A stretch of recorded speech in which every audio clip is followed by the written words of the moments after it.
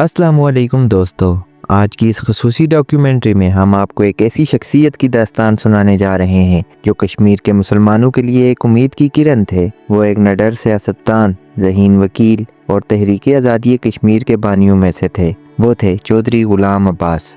ये वीडियो आखिर तक देखें क्योंकि हम आपको चौधरी गुलाम अब्बास की इब्तदाई ज़िंदगी, तालीम, वकालत, सियासी जदोजहद, तहरीक पाकिस्तान में उनका किरदार, मसला कश्मीर, पाकिस्तान आमद और उनके आखिरी अय्याम के बारे में मुकम्मल तफसील फराहम करेंगे।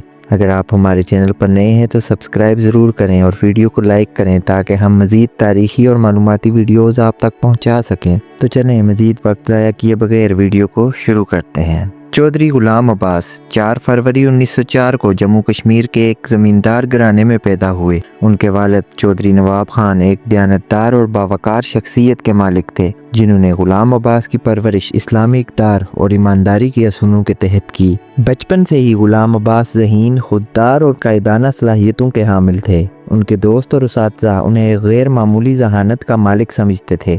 एक दिन जब वो स्कूल में थे, उस्ताद ने उनसे सवाल किया, बेटा बड़े होकर क्या बनोगे? चौधरी गुलाम अब्बास ने बगैर किसी झिझक के जवाब दिया, मैं अपनी कौम के लिए कुछ ऐसा करूँगा जो उन्हें गुलामी से निजात दिला दे। ये अल्फाज उनकी पूरी ज़िंदगी का मिशन बन गए। इब्तदाई तालीम मुकम्मल करने के बाद चौधरी गुलाम अब्बास ने लाहौर के इस्लामिया कॉलेज में दाखिला लिया, जहाँ उनके सियासी शऊर में मज़ीद इजाफा हुआ। उसके बाद वो अलीगढ़ मुस्लिम यूनिवर्सिटी चले गए, जहाँ उन्होंने 1927 में कानून की डिग्री हासिल की। अलीगढ़ यूनिवर्सिटी में एक दिन एक प्रोफेसर ने कहा, मुसलमानों को हिंदू अक्सरियत के साथ रहने की आदत डालनी चाहिए। चौधरी गुलाम अब्बास फ़ौरन खड़े हो गए और कहा, हमारे लिए सबसे ज़रूरी चीज़ अपनी खुद मुख्तारी और अपनी पहचान है, हम गुलाम बनने के लिए नहीं आए। ये जुमला सुनकर पूरी क्लास तालियों से गूंज उठी और ये बात वाज़ेह हो गई कि गुलाम अब्बास एक आम तालिब इल्म नहीं बल्कि मुस्तकबिल के लिए एक अजीम रहनुमा थे। अलीगढ़ से फारगत तहसील होने के बाद चौधरी गुलाम अब्बास जम्मू वापस आए और वकालत शुरू की।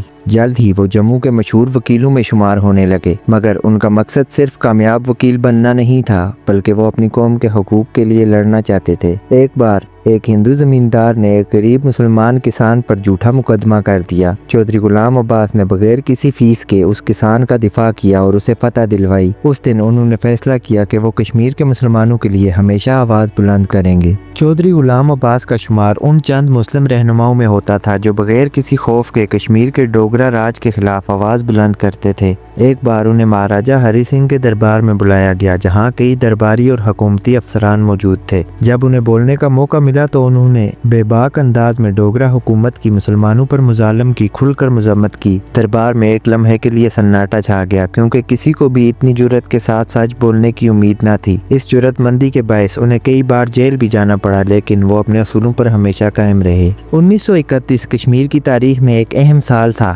इसी साल 13 जुलाई को श्रीनगर की जेल के सामने एहतजाज करने वाले 22 कश्मीरी मुसलमानों को बेदर्दी से गोली मार दी गई। ये वाक़या चौधरी गुलाम अब्बास समेत कई कश्मीरी रहनुमाओं के लिए एक इनकलाबी मोड़ साबित हुआ। उसी साल उन्होंने शेख अब्दुल्ला और दीगर रहनुमाओं के साथ मिलकर आल जम्मू कश्मीर मुस्लिम कॉन्फ्रेंस की बुनियाद रखी, जिसका मकसद कश्मीरी मुसलमानों के हकूक़ का दिफा था। 1939 में चौधरी गुलाम अब्बास और शेख अब्दुल्ला के दरमियान इख्तलाफात पैदा हो गए। शेख अब्दुल्ला ने मुस्लिम कॉन्फ्रेंस को नेशनल कॉन्फ्रेंस में तब्दील करके भारतीय कांग्रेस के करीब कर दिया, जबकि चौधरी गुलाम अब्बास ने इस फैसले को कश्मीरी मुसलमानों के साथ गद्दारी करार दिया। उन्होंने मुस्लिम कॉन्फ्रेंस को कायद-ए-आज़म मोहम्मद अली जिन्ना की मुस्लिम लीग के साथ जोड़ दिया और कश्मीर के पाकिस्तान के साथ इल्हाक की खुलकर हमायत शुरू कर दी। जब 1947 में बरे-सगीर तकसीम हुआ तो चौधरी गुलाम अब्बास ने कश्मीर के पाकिस्तान से इल्हाक की हमायत की, मगर महाराजा हरी सिंह ने उन्हें गिरफ्तार कर लिया और जेल में डाल दिया। जेल में उनके साथ एक हिंदू जेलर था जो अक्सर उनका मजाक उड़ाता था। एक दिन उस जेलर ने तंजिया कहा, अब तुम्हारी तहरीक खत्म हो गई है, तुम्हारा पाकिस्तान कभी नहीं बनेगा। चौधरी गुलाम अब्बास मुस्कुराए और जवाब दिया, पाकिस्तान बनेगा और तुम देखोगे कि कश्मीर भी एक दिन पाकिस्तान का हिस्सा बनेगा। ये बात कहकर वो पुरअज़म रहे और तारीख ने उनके अल्फाज को सही साबित किया।